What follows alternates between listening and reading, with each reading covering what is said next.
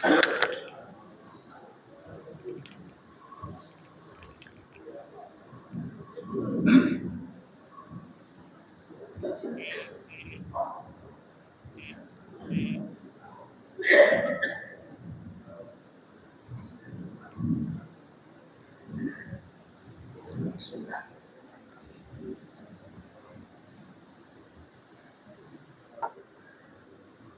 Assalamualaikum warahmatullahi wabarakatuh.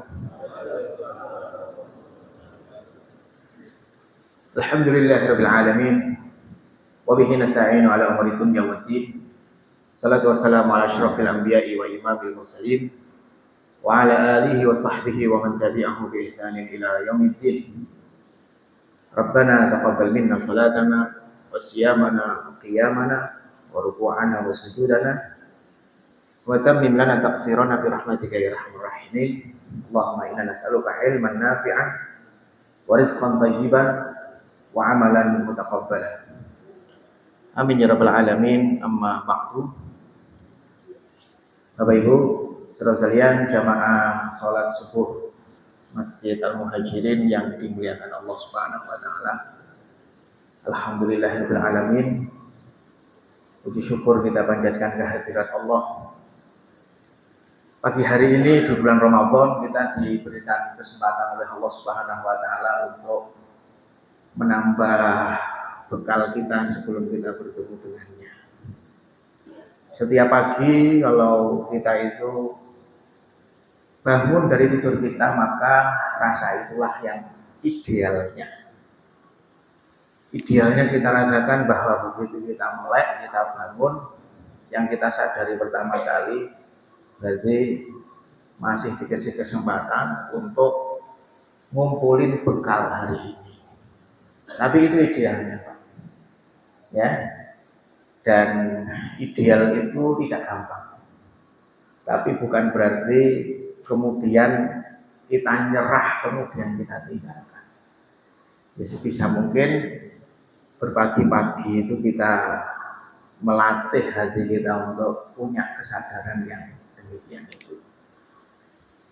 Dan alhamdulillah kita awali pagi ini dengan kebaikan-kebaikan.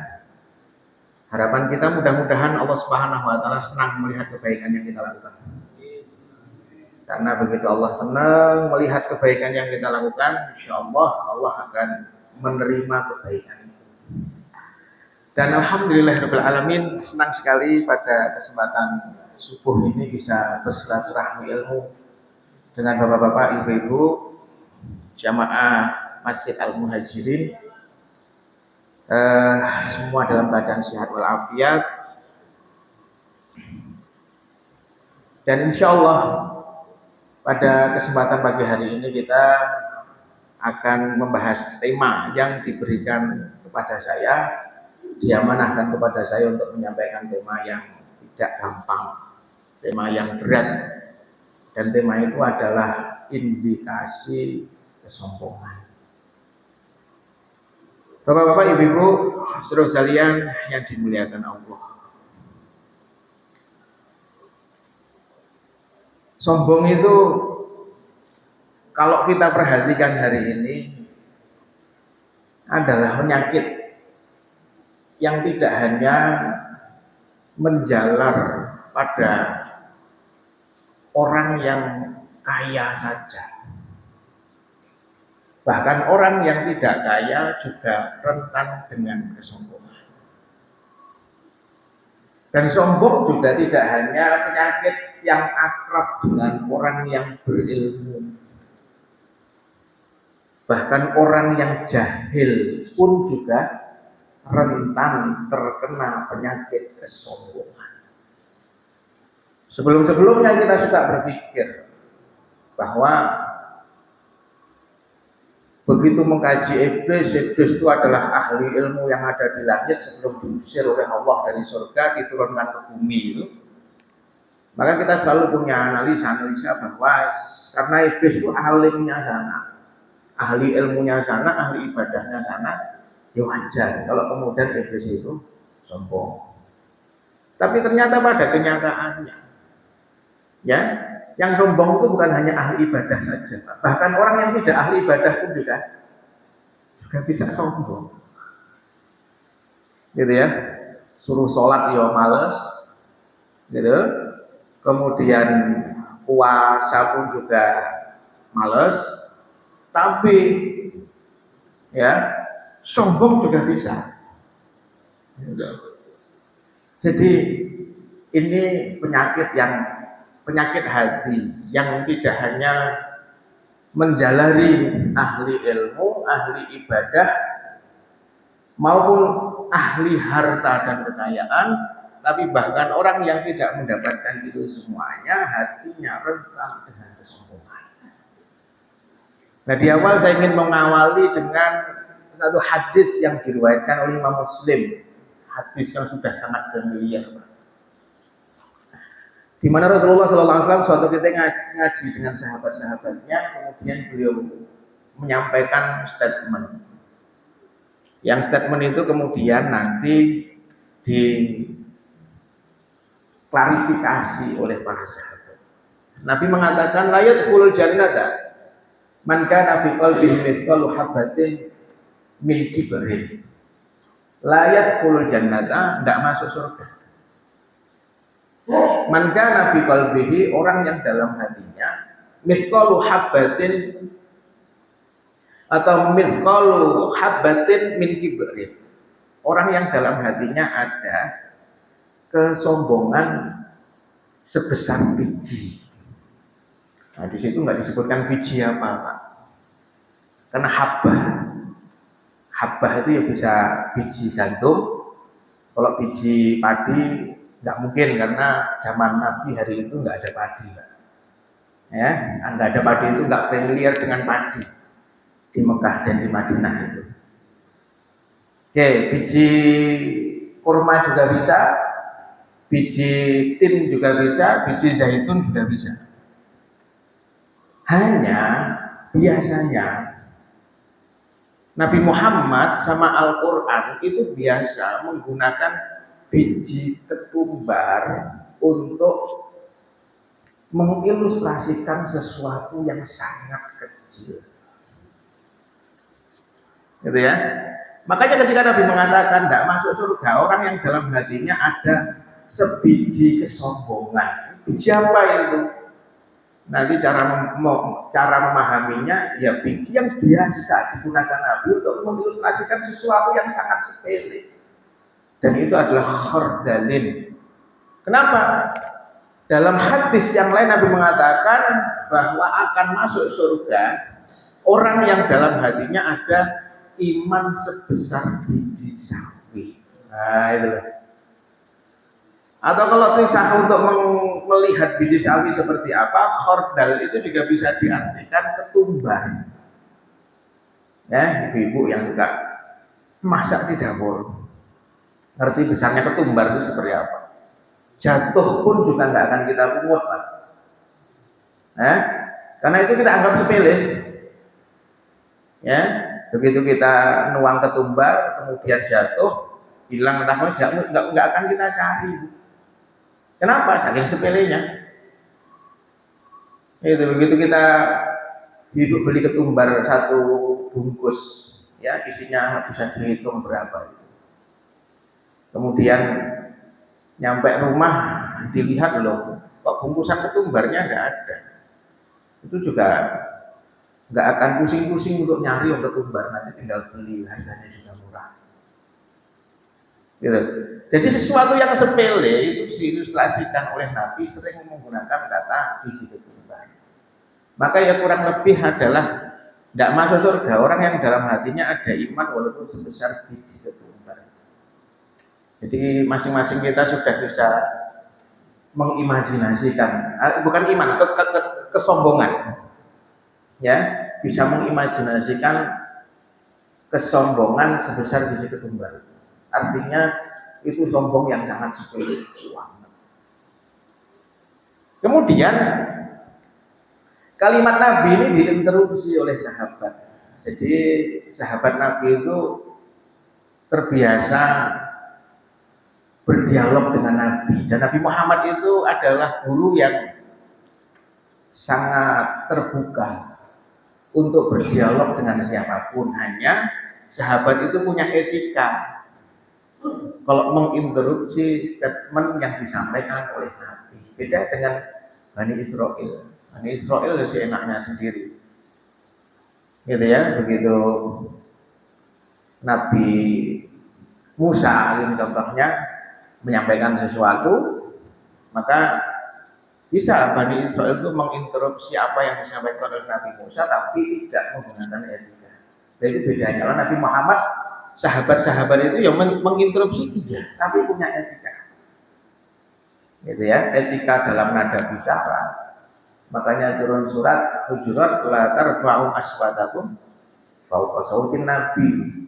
Jangan kamu tinggikan nada bicaramu di atas nadanya Nabi. Oke. Sahabat bertanya, Rasulullah, bukannya kita itu senang menggunakan baju yang bagus dan sendal yang bagus? Itu. Jadi begitu disebut sombong, maka hal yang pertama kali terlintas dalam pikiran sahabat itu ya pakai baju bagus pamer, pakai sendal bagus pengen dilihat. Ya, maka apa jawab Nabi? Nabi mengatakan, Innallaha jamilun yuhibbul jamal. Sesungguhnya Allah itu maha indah dan Allah itu mencintai keindahan. Artinya apa? Pakai sendal bagus, pakai baju bagus, pakai apa? Apapun lah yang bagus.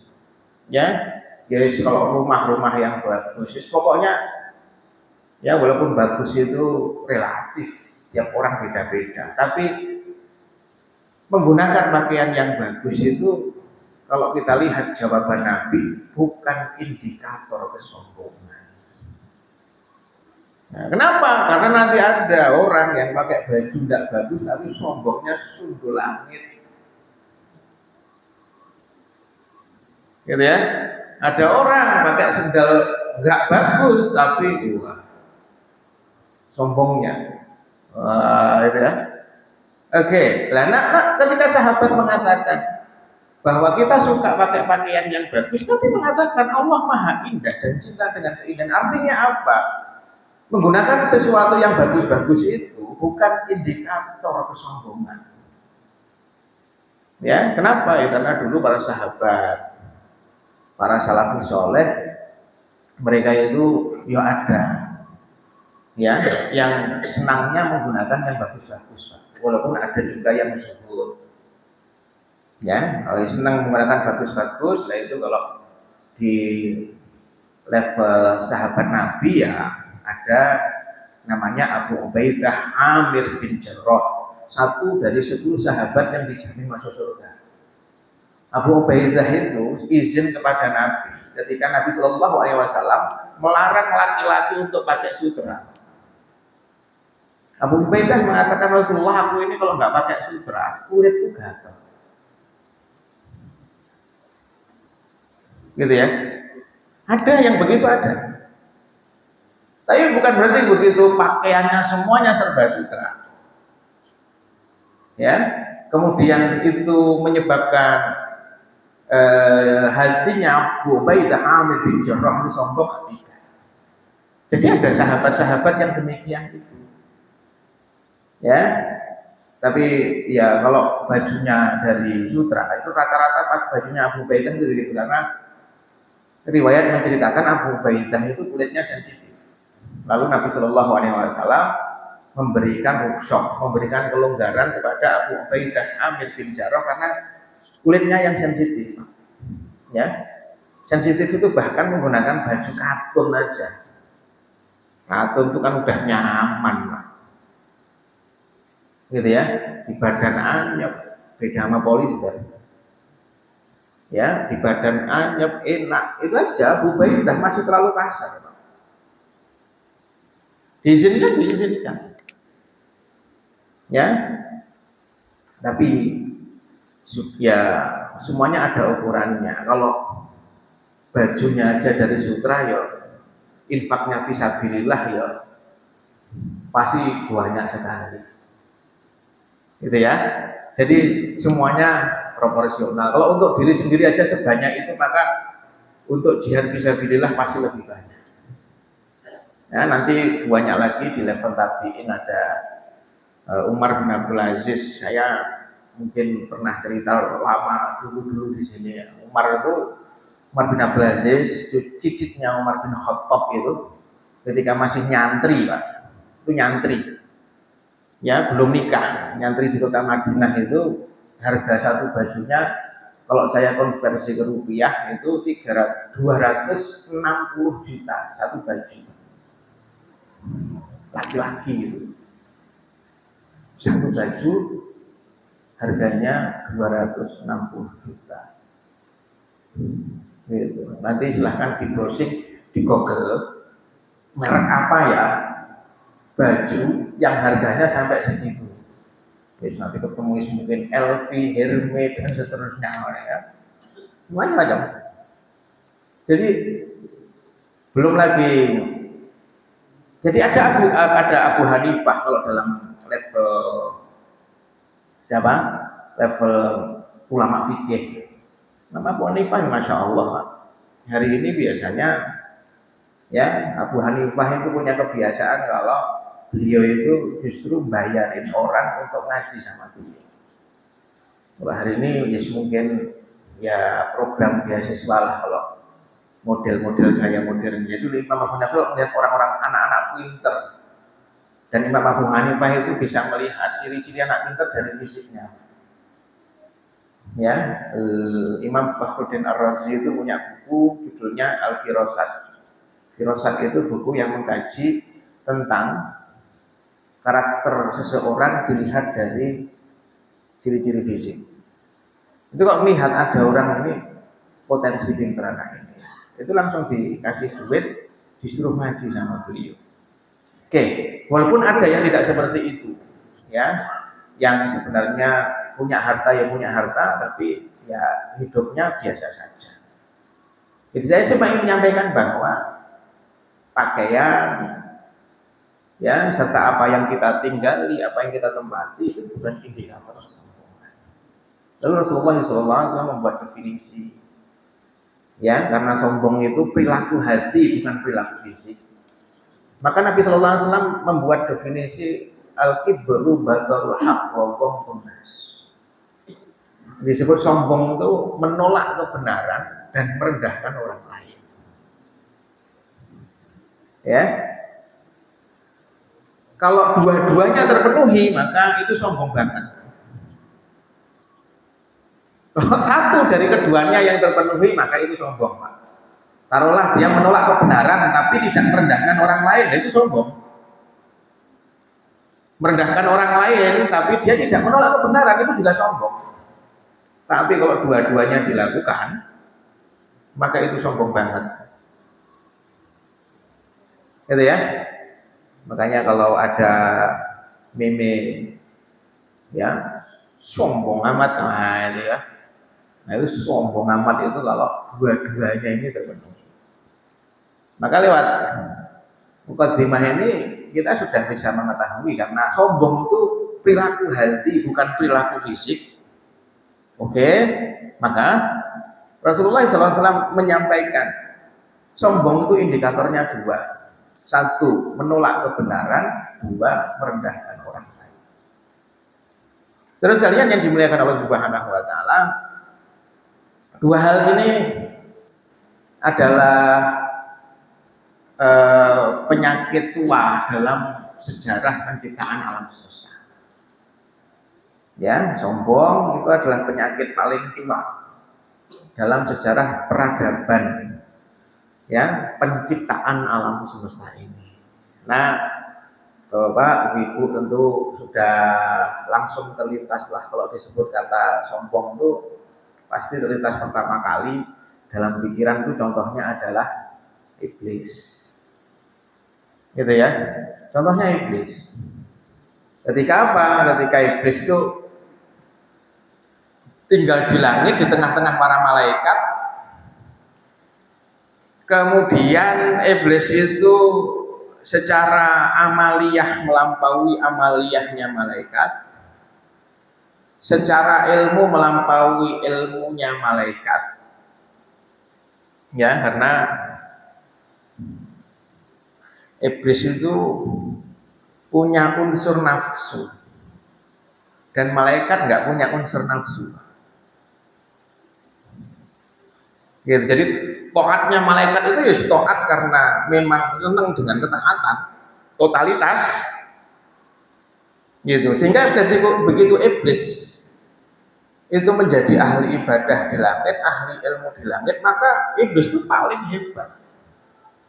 Ya kenapa? Karena iblis sebenarnya punya entitas nafsu yang tinggi, tapi bisa melakukan amal ibadah seperti makhluk yang tidak memiliki nafsu. Nah itu ya. Maka ketika Allah Subhanahu wa taala memberikan wacana kepada para malaikat bahwa Allah akan menciptakan khalifah di bumi, kemudian Allah Subhanahu wa taala perintahkan malaikat untuk nyari tanah. Lalu setiap malaikat turun ke bumi mau ngambil tanah, bumi marah.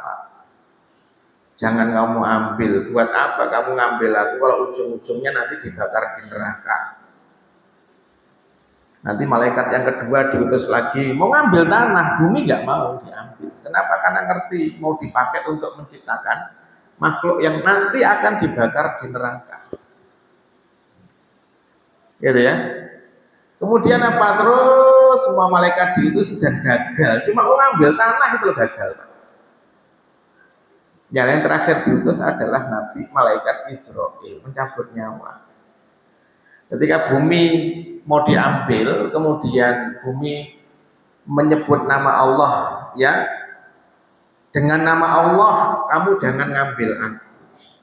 Maka malaikat Israil dikasih ilham oleh Allah, ya, sehingga malaikat Israil juga mengatakan dengan menyebut nama Allah aku menjalankan perintah Allah untuk mengambil sebagian dari kamu. Akhirnya nanti diambil, diproses, jadilah Nabi Adam, cuma belum ada ruhnya.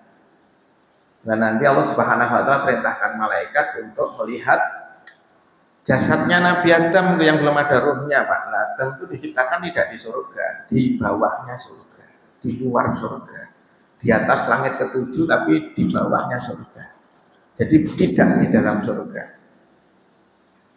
Ya, semuanya diminta untuk melihat.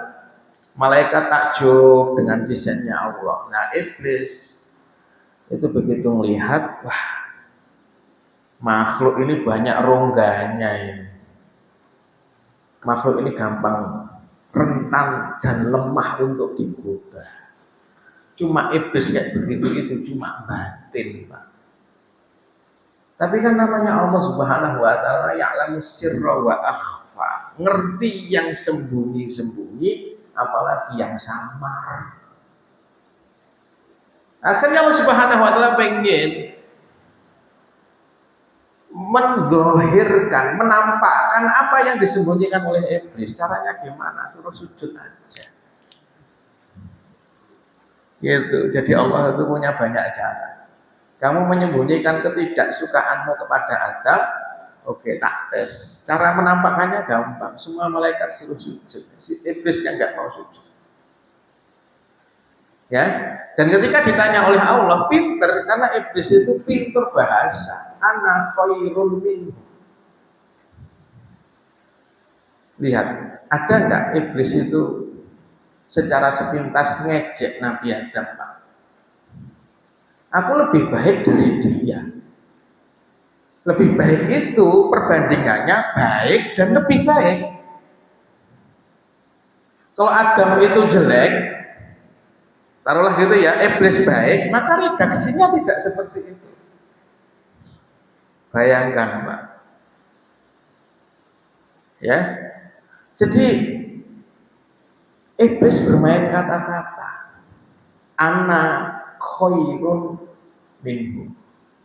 Aku lebih baik dari dia. Lebih baik itu artinya dia baik ya Allah.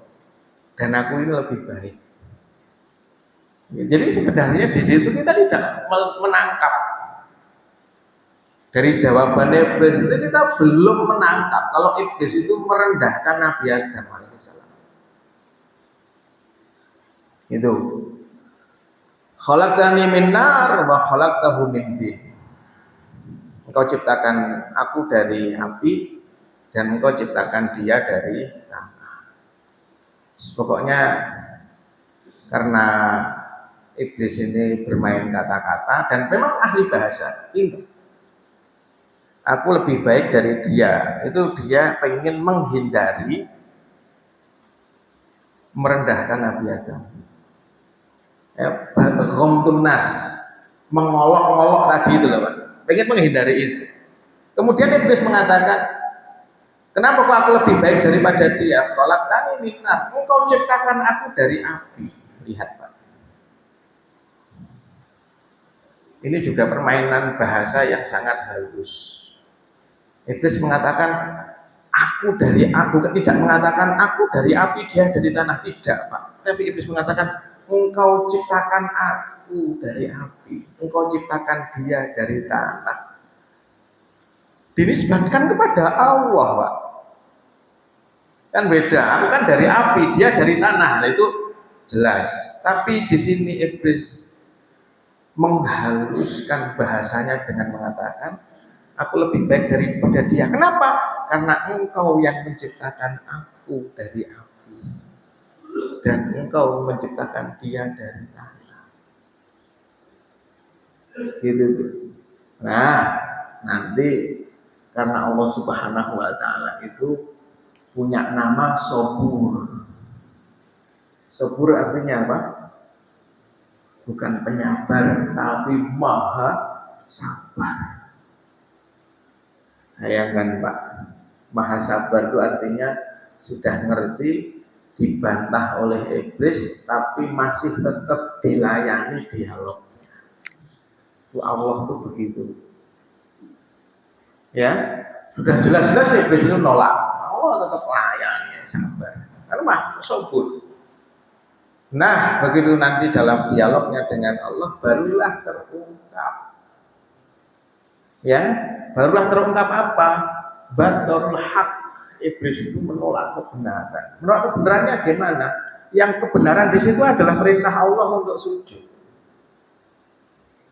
Ya, kamu kalau sudah diperintahkan oleh Allah untuk sujud, maka sujudlah. Kamu jangan berfilosofi, kamu api lebih baik daripada tanah. Makanya dalam kajian usul fikih, para ulama itu membahas bahwa melakukan qiyas ketika sudah ada dalil, maka itu perbuatan tercela. Kalau sudah ada dalil, apa dalilnya? Sujudlah. Kalau sudah jelas perintah sujud, jangan melakukan qiyas loh. Aku kan lebih baik. Sujud itu kan dari yang rendah kepada yang lebih tinggi. Sedangkan aku kan tinggi, dia rendah. Kan itu loh Pak. Itu namanya melakukan qiyas. Kalau kamu melakukan qiyas padahal sudah ada perintah yang jelas, maka kamu melakukan perbuatan tercela. Taruhlah qiyasnya iblis benar, ternyata api lebih mulia dari tanah. Taruhlah benar Pak. Tapi tetap salah. Kenapa? Karena hasil dari qiyas itu menyelisihi perintah Allah untuk sujud. Itu ya, itu batul haknya di situ itu. Ya, baru kemudian nanti dalam riwayat-riwayat akan diceritakan, wah ini makhluk yang lemah, ini banyak rongganya. Lah, disitulah kemudian nanti akan terungkap ghamtun nasnya, merendahkan yang lain, meremehkan yang lain. Cuma pinternya iblis bisa bermain kata-kata sehingga ya, kalau Allah, karena Allah itu tahu lintasan hati makhluknya, maka tetap kena pasal. Walaupun iblis itu pinter berdalih, tapi kalimatnya iblis itu ya sebenarnya secara zahir nggak bisa dihukumi kalau iblis itu merendahkan Anda. Sebenarnya begitu. Cuma Allah tahu yang tersembunyi. Baik, Bapak Ibu saudara sekalian yang dimuliakan Allah Subhanahu wa taala, ini penyakit lama. Ya, ini penyakit lama dan kita semuanya mesti waspada, dan ini adalah penyakit yang memang agak susah untuk dihindari. Ya, kenapa? Karena faktor kesombongan itu adalah ya diri kita sendiri. Gitu ya. Kalau bahasa lainnya, ya hawa nafsu kita sendiri itu loh yang membuat kita itu sombong. Bukan karena godaan setan, bukan. Gitu. Jadi begitu orang ya dia tidak bisa mengendalikan hawa nafsunya. Nafsu itu kalau kita menggunakan reute perjalanan nafsu yang dibuat oleh Imam Ghazali, ya, nafsu itu punya 4 pos kata Imam Ghazali. Reute nafsu itu pertama kali, nafsu itu adanya di perut, Pak. Semua orang, soleh ataupun enggak soleh, itu pos pertama nafsunya di perut. Dan adanya nafsu di perut itu ada baiknya kalau dikendalikan. Kalau nggak dikendalikan, ya orang bisa melakukan apapun untuk memenuhi syahwat perutnya. Pertama di situ itu. Ya makanya mohon maaf orang kalau masih belum selesai nafsu perutnya, gitu, maka ya biasanya taruhlah dia kerja, Pak, baru kerja bulan pertama dia kerja, itu namanya iri kepada teman-temannya yang gajinya lebih gede, nggak ada. Kenapa? Karena dia masih fokus pada menyelesaikan syahwat perut. Nanti kalau syahwat perut sudah terpenuhi, maka pos yang kedua nafsu itu akan turun ke farji, ke kemaluan. Ya, makanya bapak-bapak, ibu-ibu, ya, Nabi Muhammad perintahkan orang itu untuk mampu memenuhi syahwat perutnya, baru kemudian nikah. Itu kalau syahwatnya sudah turun ke kemaluan, maka kata Nabi, kembalikan syahwatmu untuk mikir perut lagi kalau kamu belum mampu untuk menikah. Dengan cara apa? Puasa. Jadi puasa itu sebenarnya menyibukkan syahwat dalam diri kita supaya mikir perut terus, sehingga pos kedua kemaluan, nanti pos ketiga itu hati, pos keempat itu akal. Itu nanti tidak akan terpenuhi.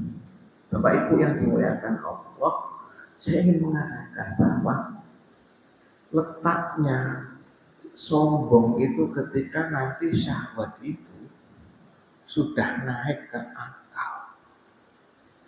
Syahwat perutnya sudah terpenuhi, hidup ya wis enak, ya, kebutuhan sudah terpenuhi, kemudian juga sudah punya pasangan. Oke, perutnya sudah dikendalikan, terpenuhi, sudah punya pasangan, terpenuhi, naik ke hati. Nah, hati itu sudah mulai muncul pengen punya yang sebelumnya punya rumah udah cukup, sekarang pengen punya rumah yang lebih gede. Pengen yang lebih apa, pengen ini yang lebih apa, yang lebih apa, yang lebih apa. Jadi mungkin sesuatu dan itu baik-baik. Asalkan untuk sampai ke situ memenuhinya dengan cara yang baik. Nanti kalau ini sudah lebih, ini sudah lebih, ini sudah lebih, syahwat itu akan naik ke akal. Kalau sudah naik ke akal, nanti efeknya apa? Efeknya akan membuat orang itu merendahkan orang lain. Itu yang awalnya dulu ya bisa hidup bareng, bersandingan dengan tetangga dan seterusnya, gitu ya. Tapi begitu ini sudah terpenuhi kebutuhannya, ini terpenuhi kebutuhannya, masing-masing terpenuhi. Nah, nanti yang digoda oleh nafsu kita sendiri itu adalah akal. Di situ nanti akan muncul hasad, keinginan untuk menjatuhkan yang lain, merendahkan yang lain. Jadi yang menyebabkan sombong itu susah untuk diselesaikan karena yang sedang kita lawan sombong itu, lawan kita dalam menyelesaikan sombong itu ya diri kita sendiri.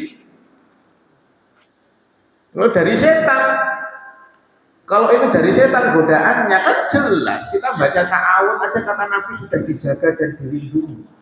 Siapa pagi hari baca la ilaha illallah wahdahu la syarikalah lahul mulku wa lahul hamdu yuhyi wa yumiit wa huwa ala kulli syai'in qadir 100 kali, maka dia akan dijaga oleh Allah dari setan sampai sore. Siapa yang baca itu sore dijaga oleh Allah dari setan sampai pagi. Sebelum tidur baca ayat kursi, al-ikhlas, al-falak, an-nas ditiupkan ke tangan, diusapkan ke seluruh tubuh, maka dia akan dijaga oleh Allah selama dia tidur dari setan. Gampang. Kalau godaan itu dari setan, yang menjadi susah. Sombong itu lawannya ya diri kita sendiri. Tuh. Ya, makanya saya itu Ghazali itu punya, Imam Ghazali maksud saya, itu punya kajian yang sangat dalam di tema apapun. Selalu ya seringkali yang diangkat oleh Imam Ghazali itu adalah tentang pengendalian hawa nafsu. Karena sombong itu yang munculnya dari sisi itu. Nah, pengendalian hawa nafsu ya berarti ketika Ghazali, contohnya Imam Ghazali itu punya buku bagus Pak, punya buku bagus. Nanti monggo dikaji di sini, bukunya nggak tebal. Versi Arabnya itu hanya sekitar 35 halaman, tapi keren buku ini Pak. Judulnya Kimya Us-Sa'adah. Bahasa Inggrisnya The Chemistry of Happiness. Bahasa kitanya kimia kebahagiaan. Ya, Ghazali itu punya konsep orang itu kalau pengen bahagia itu dia harus mengenali dirinya, harus mampu mengendalikan hawa nafsunya. Gitu Pak. Makanya pembahasannya temanya tentang kebahagiaan, tapi pembahasannya Imam Ghazali itu tentang pengendalian diri, pengendalian hawa nafsu. Gitu. Kenapa? Karena kalau kita belum bisa mengendalikan hawa nafsu kita, sehingga hawa nafsu kita itu berkeinginan terus, orang makin banyak keinginannya, itu pasti paling besar potensi kecewaannya. Orang makin besar potensi kecewanya, berarti dia paling besar sering sakit hatinya. Makanya para kiai kita mengatakan, terus cara supaya kita nggak sakit hati, nggak kecewa gimana? Kendalikan keinginan kamu. Bahasa ekstrimnya, jangan mau. Gitu ya, makin banyak mau, makin besar. Kenapa? Karena dalam hidup ini yang terjadi bukan yang kamu mau, tapi yang Allah mau. Makin banyak kamu mau, belum tentu semuanya terjadi. Yang terjadi yang Allah mau, bukan yang kamu mau. Gitu. Makin banyak maunya, makin banyak kecewanya. Biar nggak kecewa gimana? Janganlah. Untuk bisa mengendalikan kemauan itu kan berarti kita harus bisa mengendalikan diri kita. Jadi sebenarnya, ya. Begitu kita melihat akar daripada kesombongan, yaitu sebenarnya adalah ketidakmampuan seseorang untuk mengendalikan nafsunya. Nafsu itu kalau dalam bahasa psikologi egonya. Gitu. Sehingga obatnya apa? Obatnya ya tazkiyatun nafs. Ya. Obatnya tazkiyatun nafs, penyucian diri, pembersihan diri itu, sehingga namanya pembersihan diri ya Pak, diri itu berarti Ada fisik, ada mental, ada ruh. Diri itu tiga itu. Nah, tiga itu berarti harus kita olah, harus kita didik dalam proses namanya tazkiyatun nafs. Nanti kalau kita sudah terbiasa dalam mengolah diri kita, gitu tuh Pak, maka nanti kita itu dapat apapun dalam hidup ini, maka kita itu akan tetap santai saja menyikapinya. Duit banyak kayak Nabi Sulaiman, itu cuma mengatakan hadza min fadli rabbi. Ini fadlun, fadlun itu bonus Pak. Jadi pemberian Allah kepada kita itu ada rizkun, ada fadlun. Rizki itu yang sudah tertulis di Lauhul Mahfuz. Orang rizkinya segini ya segini. Jadi tidak akan mati seseorang sebelum rizki yang tertulis di Lauhul Mahfuz itu diberikan semuanya oleh Allah. Kalau sudah habis yang tertulis, meninggal. Itu rizki Pak. Tapi ternyata pemberian Allah kepada kita itu tidak hanya lewat jalur rizki, tapi juga lewat jalur fadlun, jalur bonus. Dan ternyata jalur bonus itu lebih gede dibanding jalur rizki. Tahu bonus Pak? Nah, makanya kalau ada orang sok sufi ngomong buat apa doa minta rizki, wong rizki sudah ditentukan, ya gitu loh. Berarti dia terlalu sempit memahami pemberian Allah pada kita itu hanya lewat jalur rizki saja. Oh iya, jalur rizki sudah ditentukan, nggak akan tertukar, nggak akan tertukar. Tapi ada jalur lain. Jalur lain itu apa? Bonus. Bonus itu gimana jalannya? Bonus itu jalannya suka. Allah suka sama kita, ya kasih bonus. Itu Pak. Jadi Nabi Sulaiman dengan kekayaan itu mengatakan ini bonus kok dari Tuhan, bukan rezeki loh, bonus. Gitu ya, makanya ini juga konsep yang hari ini juga mesti kita pahami. Ya, kita kadang juga terlalu sempit kita memahami semua pemberian Allah itu.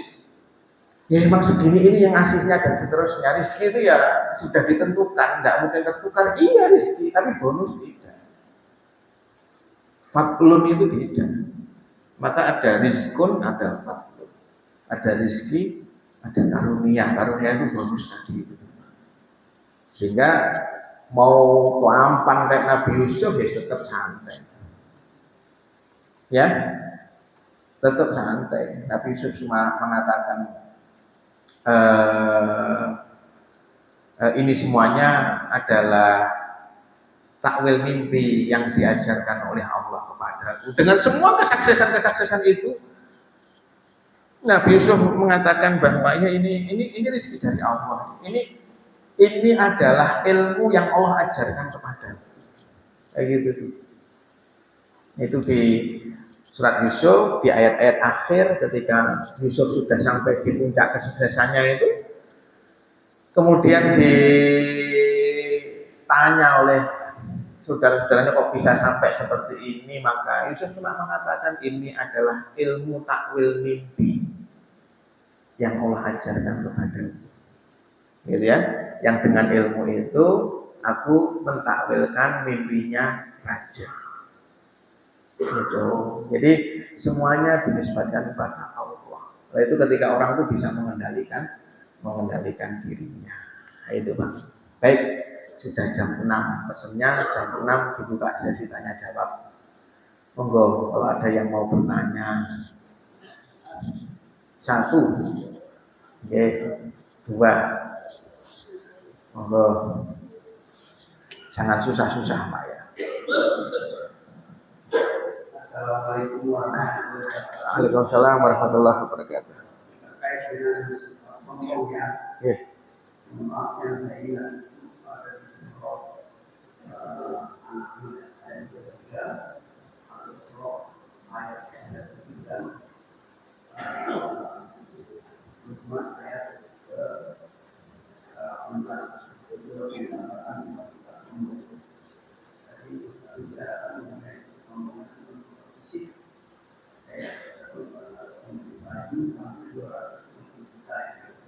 Hmm.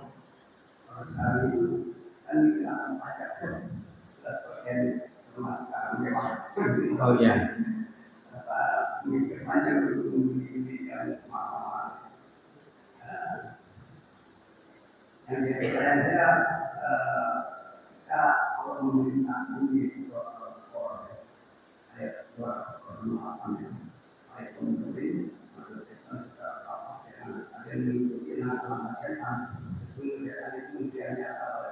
Ya.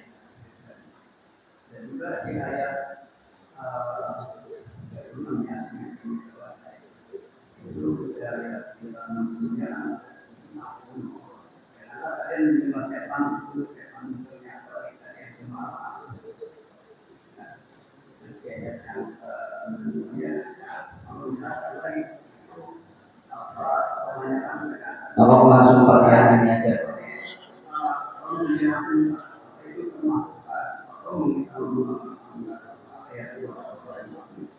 Apakah termasuk sifat sombong?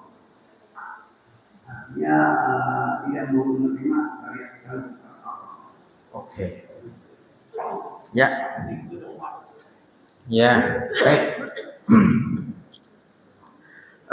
Iya, syariat Islam secara kafah ya. Ketika itu ditolak ya, maka ya pelaku yang menolak syariat Islam secara kafah itu karena dia batarul haq. Tapi sudah kita sepakati dulu syariat Islam itu karena di dalam syariat Islam, syariat itu kan jalan ya, aturan-aturan. Ada aturan-aturan yang sifatnya baku, ada aturan-aturan yang memiliki ruang fleksibilitas, kan gitu ya. Secara umum, kalau syariat Islam itu ditolak secara umum, iya, maka orang itu akan melakukan, maka orang itu disebut sebagai orang yang sombong.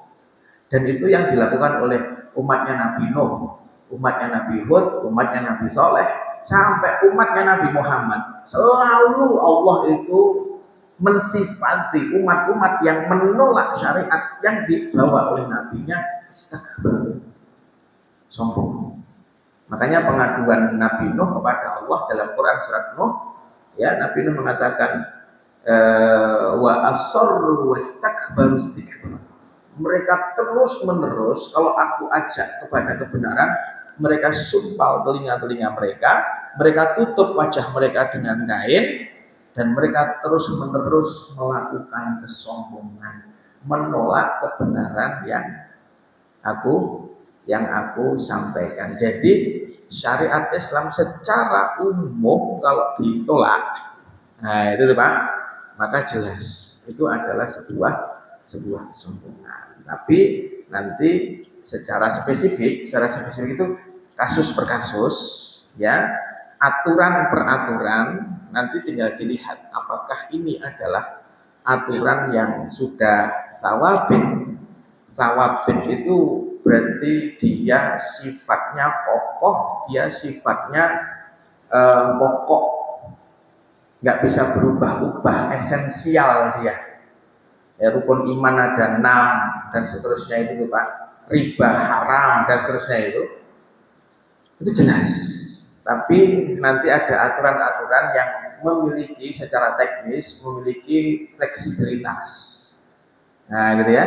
Maka ketika mengambil satu pendapat, karena fleksibilitas itu pasti ada banyak pendapat di sana, ketika ngambil satu pendapat dan tidak mengambil pendapat yang lain dalam satu kasus itu, kalau kasusnya itu secara aturan syariat ini punya ruang fleksibilitas, maka tidak dianggap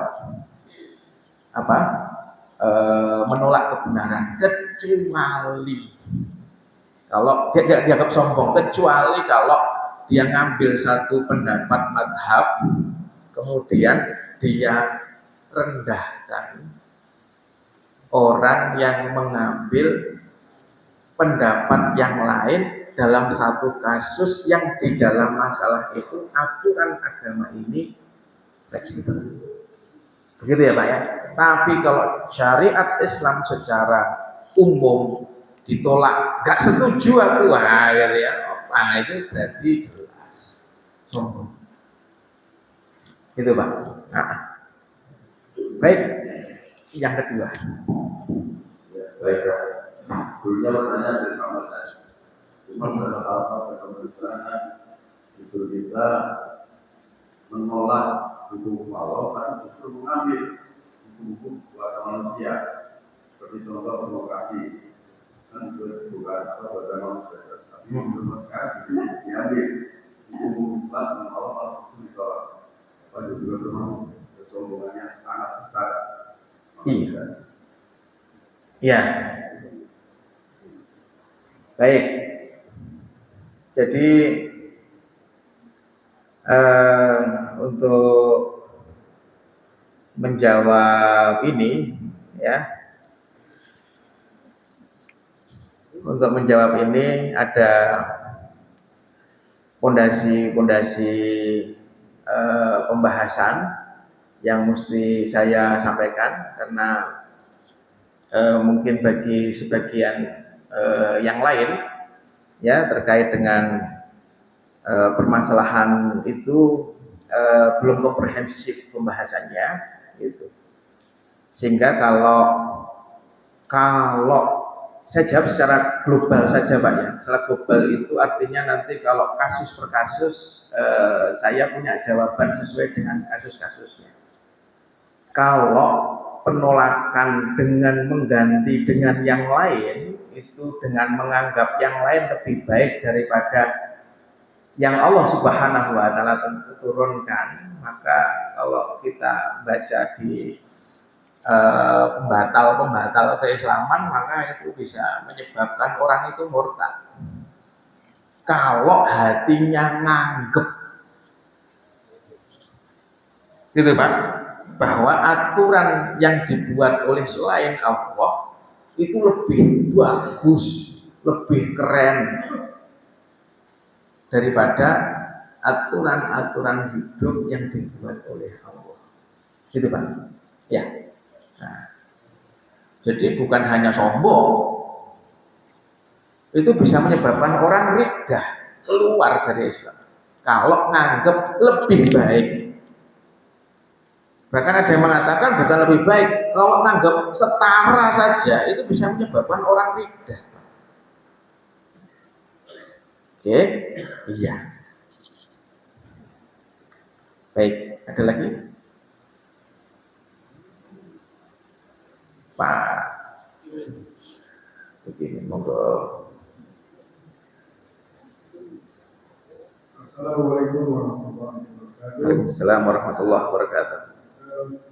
Ini masih mengenai saya di surat hadis atau surat Imam ayat 22 yang sebenarnya adalah setiap bencana yang menimpa bumi dan menimpa bumi sendiri semuanya telah tertulis dalam kitab Lauhul Mahfuz.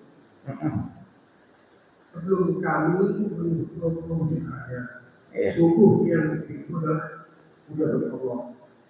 Nah ini pertanyaan saya ini gimana saat ini sehingga kita ini katakanlah dari Rasulullah sampai hari ini kan generasinya kan terus menurun. Nah, apakah terus terjadi sehingga semua itu sudah diberi Allah dan makhluk. Iya. Baik, setiap generasi itu ada tantangannya. Ya, setiap generasi itu ada tantangannya dan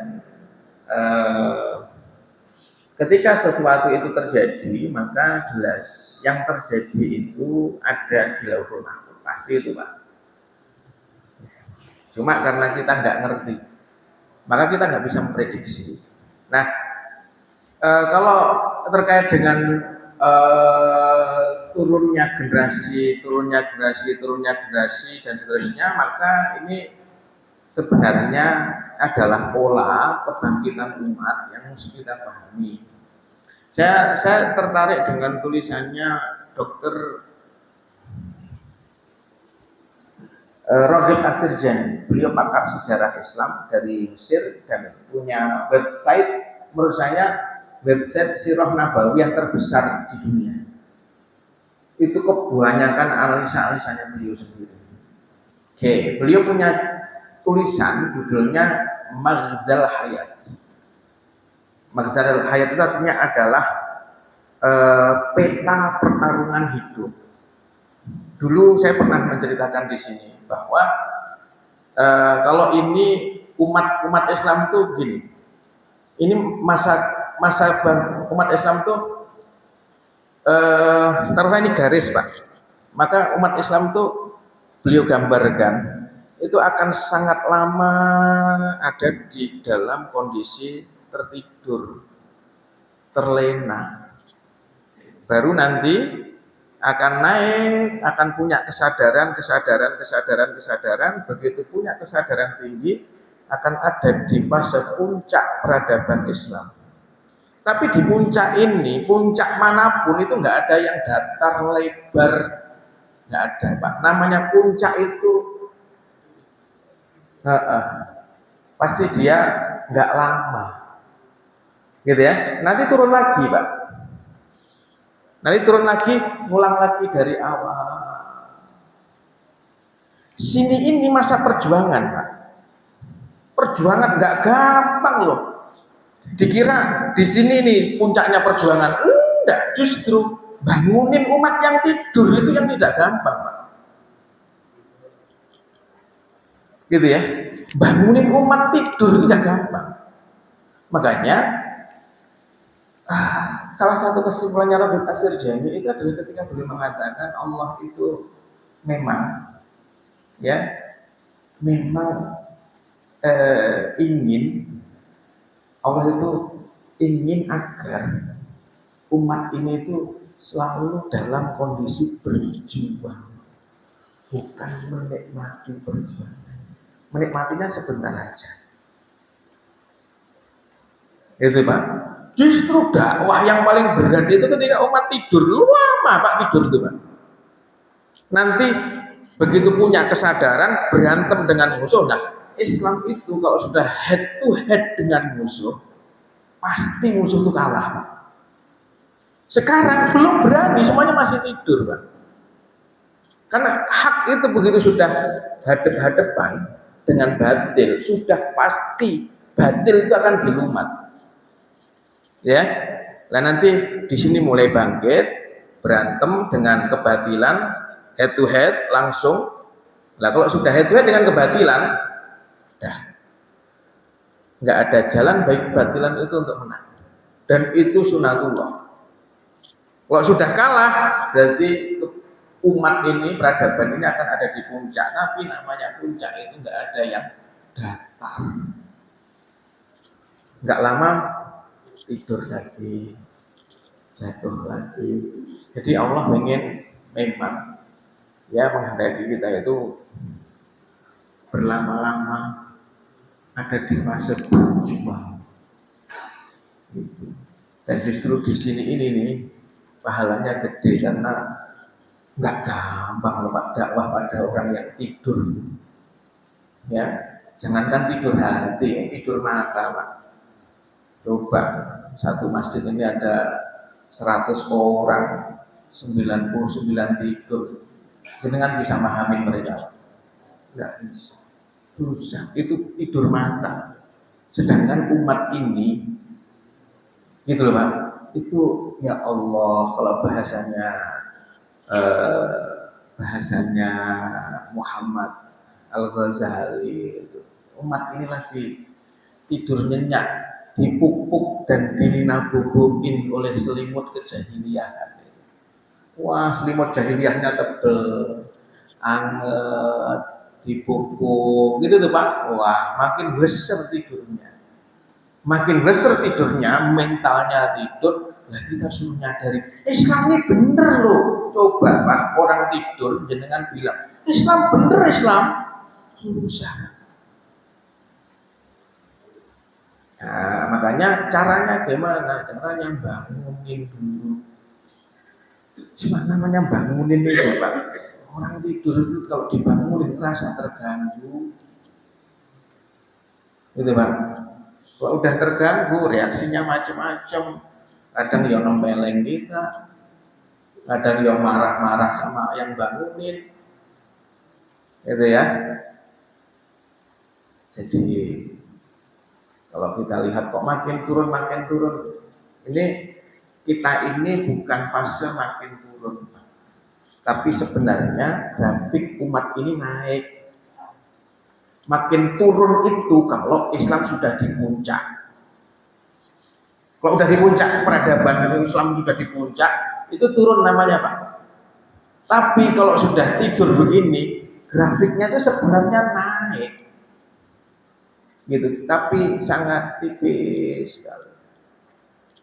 Jadi dia nggak begini, dia akan lama begini, tapi begitu sudah berani berhadapan dengan kebatilan, dia langsung begini.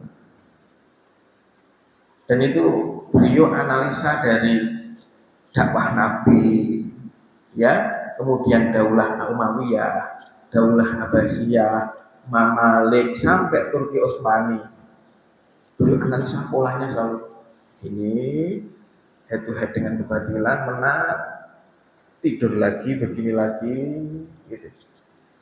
Jadi insya Allah saya makanya hari ini ada orang menyampaikan Gen Z, Gen Alpha dan seterusnya, secara ini menurun dan seterusnya. Itu kan salah-salah kita sendiri aja percaya dengan Gen Z sama Gen Alpha ini. Nggak ada itu. Tapi nyatanya bener lah, bener itu karena kita percayai ada.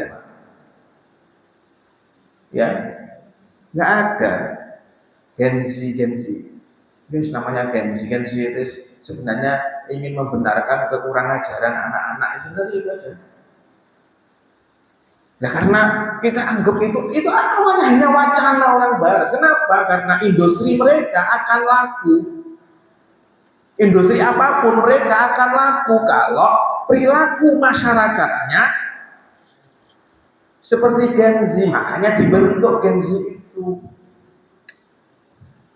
Nggak ada Gen Z awalnya, namanya anak. Saya kalau nggak percaya, ya Allah, Jawa Timur itu ada pesantren, Pak. Usianya sudah 100 tahun lebih. Dari 100 tahun yang lalu sampai hari ini kurikulumnya sama, Pak. Nggak berubah.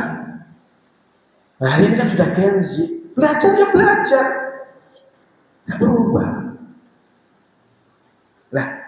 Kalau kita bingung, Gen Z itu harus begini, salah sendiri kita mempercayai. Jadi sebenarnya itu nggak ada gitu itu. Akhirnya mereka berpikir dagangan kita, industri kita ini, apapun itu akan laris manis kalau perilaku masyarakat itu kayak Gen Z. Karena nggak ada itu, mereka gelontorkan duit gede-gedean untuk mewujudkan perilaku masyarakat begitu. Dimunculkan namanya, dibuktikan kalau ada, kemudian yang lebih penting apa? Semuanya terpengaruh kalau itu memang ada dan nganggap itu lumrah. Yang diuntungkan mereka. Jadi sebenarnya grafik kita tidak turun. Umat ini sebenarnya sedang naik, cuma grafiknya naiknya itu terlalu insya Allah kita yakin kepada Allah ya, karena ja'al haq wa zahaqal batil. Karena hak itu kalau sudah muncul maka pasti kebatilan itu akan sirna, pasti. Baik, itu ya kita ngajinya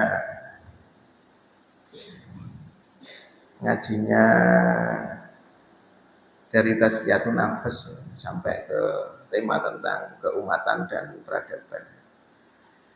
Baik, itu yang bisa saya sampaikan, mudah-mudahan manfaat. Kekurangan khilafan, mohon maaf yang sebesar-besarnya. Hadallahu wa iyyakum ajma'in. Subhanakallah wa bihamdika, asyhadu an la ilaha illa anta, astaghfiruka wa atubu ilaik. Assalamualaikum warahmatullahi wabarakatuh.